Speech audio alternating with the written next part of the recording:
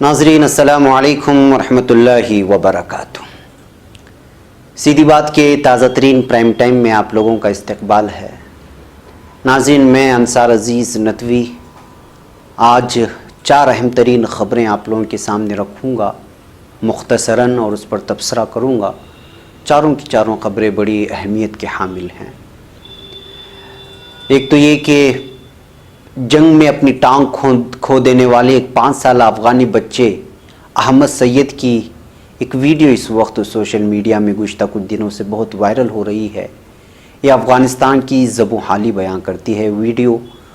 और एक आज ताज़ा ख़बर ये पहुंची है कि मशरिक़ी लंदन की एक मस्जिद पर फायरिंग की वारदात पेश आई है, मगर उसमें कोई जानी नुकसान नहीं हुआ है, लेकिन इसके बावजूद सिक्योरिटी बढ़ा दी गई है।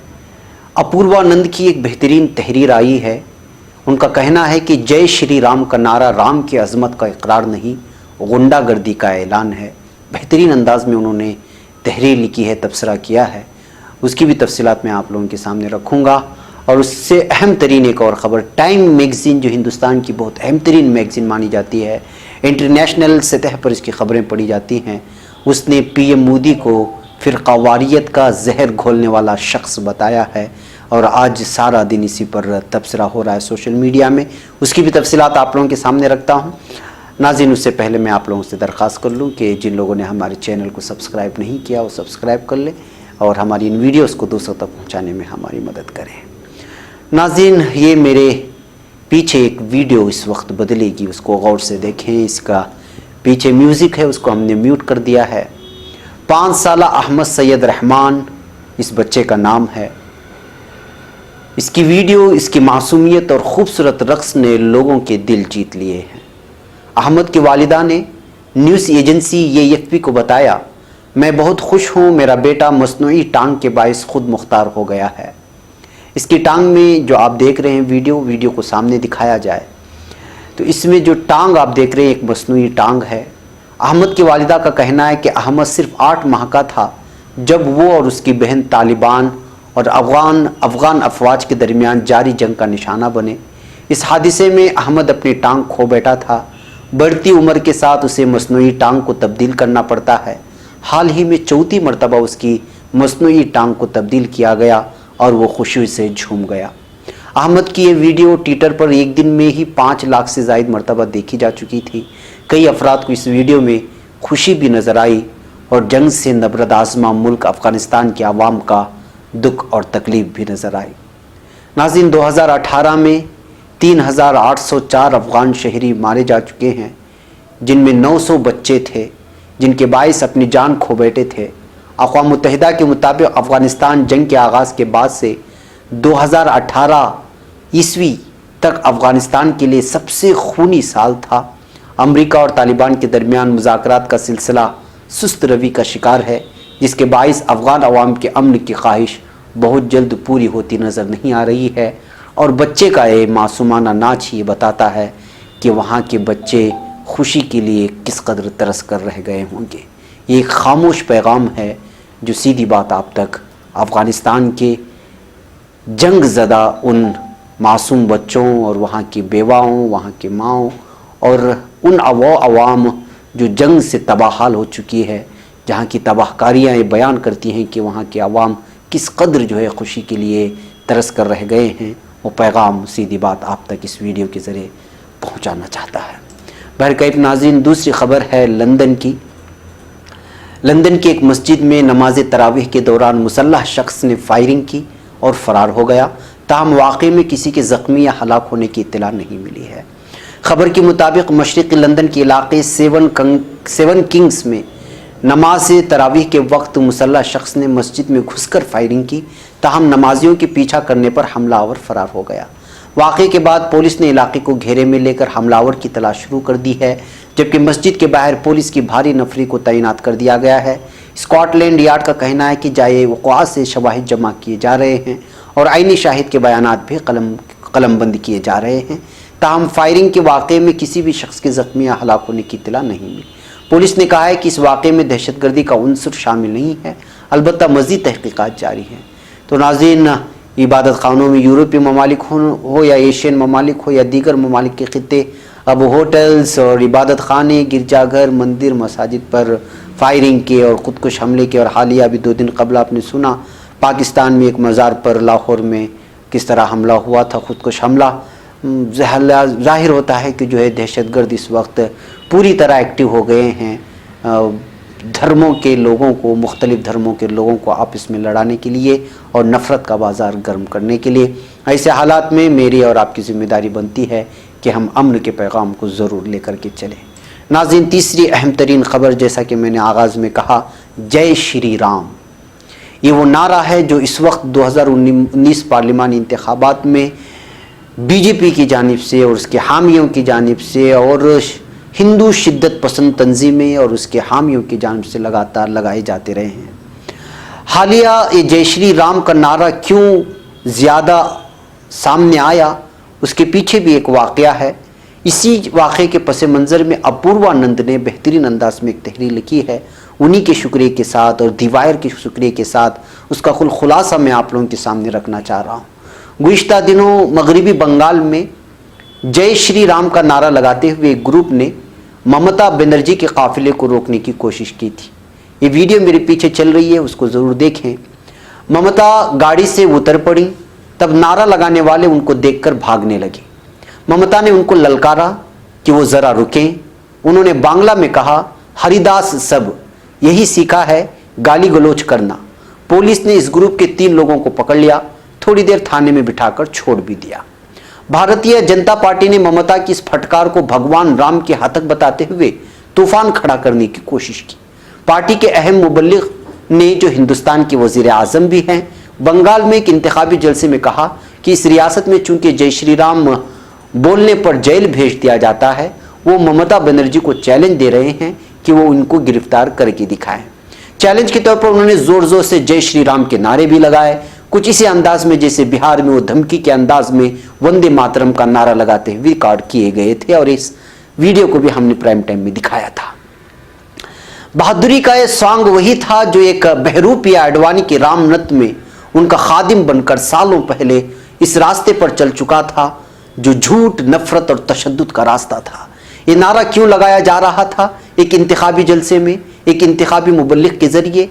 इलेक्शन कमीशन मुतमईन है कि इसके दुलारे रहनुमा के मुंह से कुछ भी काबिल एतराज़ निकल ही नहीं सकता। वैसे भी श्री राम की जय बोलने में ज़ाबिते अखलाक की खिलाफ वर्जी कैसे हो सकती है भला? पार्टी के रहनुमाओं ने इसके बाद प्रेस कॉन्फ्रेंस की। एक रहनुमा ने कहा कि ममता बनर्जी को यह नारा बुरा लगता है, लेकिन अब उनको इसकी आदत डाल लेनी चाहिए। बंगाल में अब लगता ही रहेगा जय श्री राम ये राम की फतह का नारा है, राम की शान व शौकत या उनकी अजमत का नारा है, या ये राम को लायक परस्तिश मानने वालों का एक दूसरे को किया जाने वाला खैर मकदम है। जैसे कृष्ण के भक्त एक दूसरे को हरि हरि कहकर मुखातब करते हैं, राधे कृष्णा तो खिताब है लेकिन शिव शिव खिताब नहीं, कुछ गलत हो जाने खुबोनामा महज है।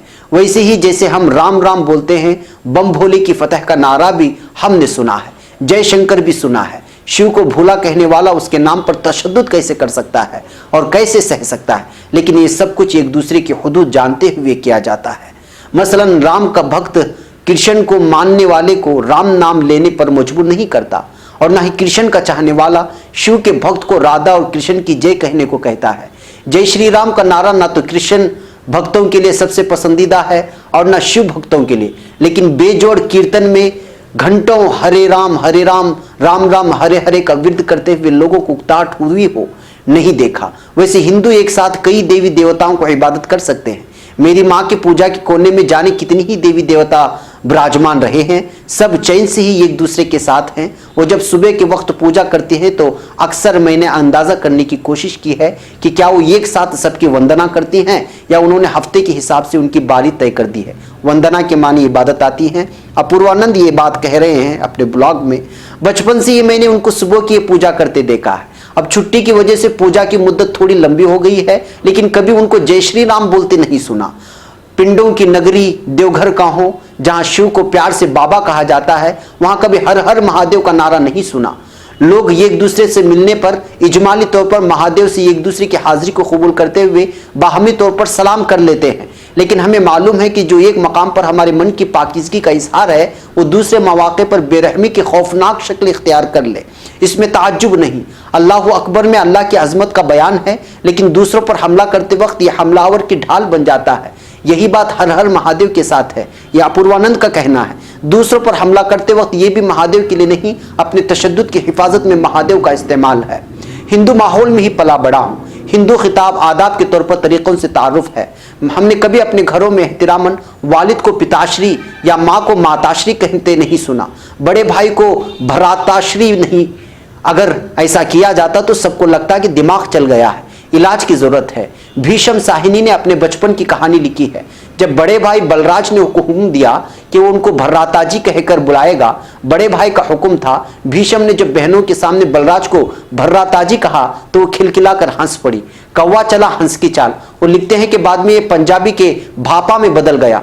ये तो रामानंद सागर का क्रम है कि हमने राम और लक्ष्मण को इस तरह की हिंदुस्तानी हिंदी में आलाप करते सुना। यही वक्त था जब जय श्री राम भी आहिस्ता आहिस्ता रिवाज में आया। सागर के लक्ष्मण बड़े भाई को भर्राताश्री कहकर बुलाते, उनको कोई बहन न थी जो हंसती। यही वक्त था जब जय श्री राम भी आहिस्ता आहिस्ता रिवाज में आया। एक दूसरे को पुराने हिंदू गानों को ये सख्त जान पड़ता है, वो ज्यादा देसी जय राम जी की या जय सियाराम के आदि हैं। राम राम एक दूसरे से हिंदू और गैर हिंदू भी करते रहे हैं। किसी मुसलमान ने शायद इस पर एतराज न किया हो। वैसे ही जैसे हिंदू मुसलमान दोनों ही एक दूसरे को आदाब कहते रहे हैं। सलाम भी मजहबी रवादारी की मिसाल रहा है। बचपन से वदा लेने के लिए खुदा हाफिज कहने की आदत कुछ ऐसी पड़ गई है कि मुल्हिद होने की संगीन मनफी दौर में नहीं गए। ईश्वर के रूप के नाम पर मुखातब करने की रिवायत पुरानी है, लेकिन जय श्री राम कहकर आम मजहबी हिंदुओं को एक दूसरे का एहतराम करते कभी नहीं सुना। राम जन्मभूमि तहरीक के दौरान, जो दरअसल बाबरी मस्जिद की इंहिदाम की मुहिम थी, राम के आगे श्री जोड़ना जरूरी माना गया। लेकिन सबको पता चला कि यह सलाम नहीं है, एक खास ग्रुप की अपने अजमत का ऐलान है। ये राम की अजमत का नारा नहीं, राम का नाम लेने वालों की गुंडागर्दी का ऐलान है। ये एक ग्रुप का ताल्लुकाती फार्मूला है। जय श्री राम की तशहीर का हिंदुओं के इस ग्रुप के आगे आहिस्ता आहिस्ता खुद स्पुर्दगी से ताल्लुक है। ये नारा राम को बड़ा दिखलाने की जगह दूसरों को नीचा दिखाने की तशद्दुद से भरा हुआ है। इस नारे की ईजाद के वक्त की याद है। लाल कृष्ण आडवाणी थोपी ट्वेटा पर जब अशोक के लिए निकले और पटना पहुंचे, उनकी जमात पेशानी पर भगवा पट्टा बांधे हर गाड़ी पर डंडा पटकते हुए उसमें सवार लोगों को जय श्री राम का नारा लगाने की धमकी दे रहे थे। ऐसा करके उन्होंने राम के लिए कितने लोगों की दिलों में नफरत भर दी होगी, उसका उनको अंदाजा था कि नहीं मालूम नहीं, लेकिन खुद डंडे की ताकत पर सामने वाले से जय श्री राम बुलवाने की मसरत एक गुंडे की मसरत ही थी। तब से अब चौथाई सदी से ज्यादा वक्त गुजर गया। एक ग्रुप ने इसको हिंदुओं के नारे में बदल दिया। अब ये शिव जी को पानी चढ़ाने जाने वाले कानुड़िए भी लगाते हैं और दुर्गा पूजा में भी उसको लगाया जाने लगा है। यह असल में उस ग्रुप के नजरिए को मानने वाले हिंदुओं की इत्तेहाद का ऐलान है। सहाफी येशलन मैथ्यू को झारखंड में एक शख्स ने कहा कि पहले जो लोग नमस्ते जोहार कहकर सलाम करते थे, अब जय श्री राम बोलने लगे हैं। बंगाल में पिछले 2 सालों में यह नारा शिद्दत के साथ लगाया जाने लगा है। कोई वजह होगी कि इसको लगाने वाले भारतीय जनता पार्टी और राष्ट्रीय स्वयंसेवक से जुड़े पाए जाते हैं।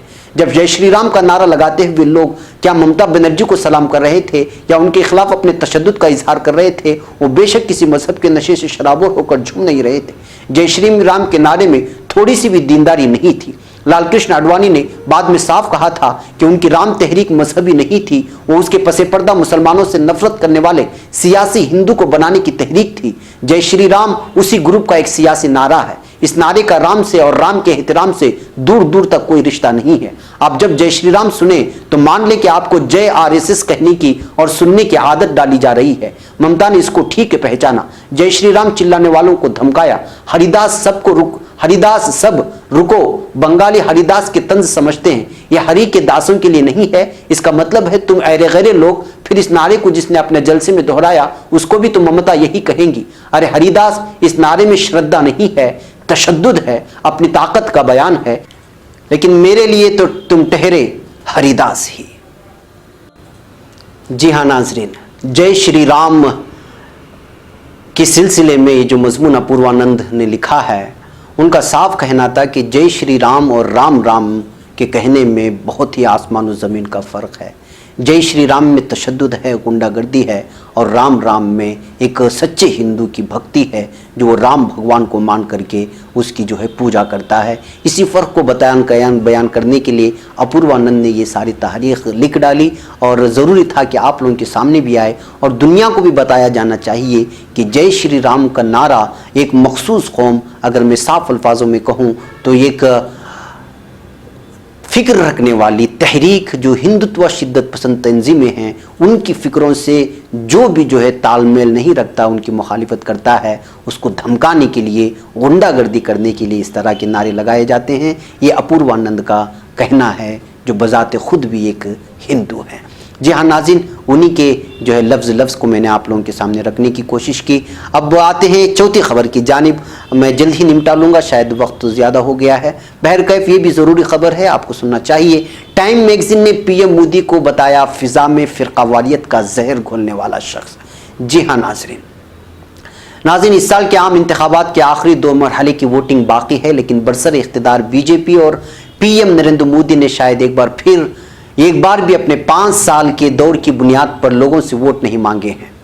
बीजेपी और मोदी की तकरीरों का माकज़ अपोजिशन और ख़ासतौर से कांग्रेस को निशाना बनाना ही रहा है। ऐसे वक्त में बैनुल अक़वामी टाइम मैगज़ीन ने अपने ताज़ा शुमारे में पीएम मोदी और उनके 5 साल के दौर इख्तिदार का ऑडिट पेश करते हुए कवर स्टोरी शाये की है। ये देख सकते हैं पीछे जो एक कवर स्टोरी का जो उनका जो है मेन पेज का जो फ्रंट पेज का जो तस्वीर है। मैगजीन ने अपने 20वें के शुमारे में कवर पर पीएम मोदी की तस्वीर के साथ हेडलाइन में लिखा है इंडिया डिवाइडर इन चीफ, यानी हिंदुस्तान को तकसीम करने वाला अहम शख्स। कवर स्टोरी में मौजूदा लोकसभा इंतखाब का जोड़ घटाव और मोदी हुकूमत के 5 साल की तफसील पेश की गई है। अंदर जो कवर स्टोरी है उसका उन्वान है, क्या दुनिया की सबसे बड़ी जमहूरियत मोदी हुकूमत के मजीद 5 साल बर्दाश्त कर पाएगी। टाइम मैगजीन के अपने एशिया एडिशन में शायद इस कवर स्टोरी में पीएम नरेंद्र मोदी के काम पर सख्त तनकीदी तबसरा किया गया है। मैगजीन ने मजमून में पंडित जवाहरलाल नेहरू के समाजवाद और हिंदुस्तान की मौजूदा समाजी हालत का मुआवजना किया है। इस कवर स्टोरी को आतिश तासीर ने लिखा है। वो लिखते हैं कि नरेंद्र मोदी ने हिंदू और मुसलमानों के दरमियान भाईचारे के जज्बे को बढ़ाने से मुताल्लिक कोई ख्वाहिश जाहिर नहीं की। मजमून में मजीद लिखा गया है कि नरेंद्र मोदी ने अपनी तकरीरों और बयानों में हिंदुस्तान की अजीम शख्सियतों पर सियासी हमले किए जिनमें नेहरू तक शामिल हैं। वो कांग्रेस मुक्त हिंदुस्तान की बात करते हैं। उन्होंने कभी भी हिंदू मुस्लिम के दरमियान भाईचारे के जज्बे को मजबूत करने के लिए कोई ख्वाहिश जाहिर नहीं की। आगे लिखा गया कि नरेंद्र मोदी का इख्तिदार में आना इस बात को जाहिर करता है कि हिंदुस्तान में जिस लिबरल कल्चर का तस्करा मुबैना तौर पर किया जाता था वहाँ पर दरअसल मजहबी राष्ट्रवाद, मुसलमानों के खिलाफ जज्बात और ज़ात पर मबनी शिद्दत पसंदी पनप रही थी।